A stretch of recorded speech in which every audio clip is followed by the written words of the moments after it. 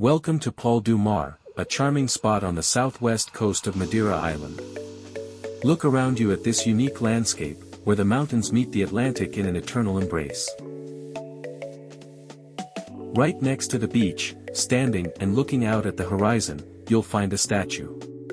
This sculpture, often referred to as the Fisherman, is a tribute to the bravery and hard work of the men and women who, generation after generation, have dedicated their lives to the sea, who have faced isolation, emigration, and the challenges of the ocean with dignity and courage.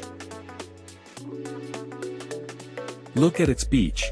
It's not made of fine sand, but rather pebbles and volcanic rock, which makes it special. Pol du Mar, whose name means stick of the sea, is much more than a beach. It's a small fishing village, nestled between the immensity of the Atlantic Ocean and the imposing cliffs of the southwest of the island. This place has a fascinating history. For years, Pol du Mar was virtually isolated from the rest of Madeira. Access by land was a steep and dangerous path, known as the Rock Path. This meant that its inhabitants, the fishermen, lived self-sufficiently, depending almost entirely on the sea. It wasn't until 1960 that a road was built connecting the village to the rest of the island, breaking its isolation and opening its doors to the world. Continuing our visual journey, we arrive at the port. This small stone wall is responsible for the existence of this village. It's the place where boats are repaired, where the day's exploits are recounted, and where the ocean offers its bountiful bounties. It's the heart of the community, a refuge for the colorful fishing boats that set out at dawn in search of their daily sustenance. From here, you can appreciate the power of the ocean and the skill of the local sailors. Fishing remains the lifeblood of Pol du Mar.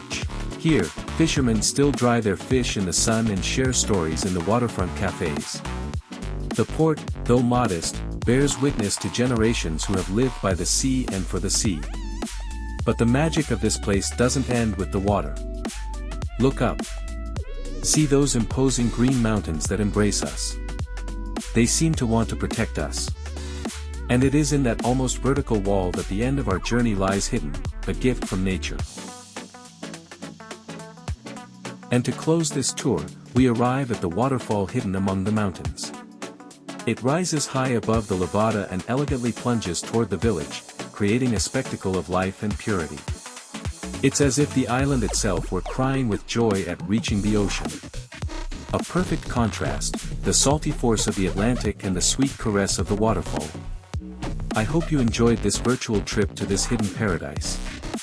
If you enjoyed this 360-degree immersion, give it a big thumbs up and subscribe to the channel so you don't miss any of our upcoming adventures.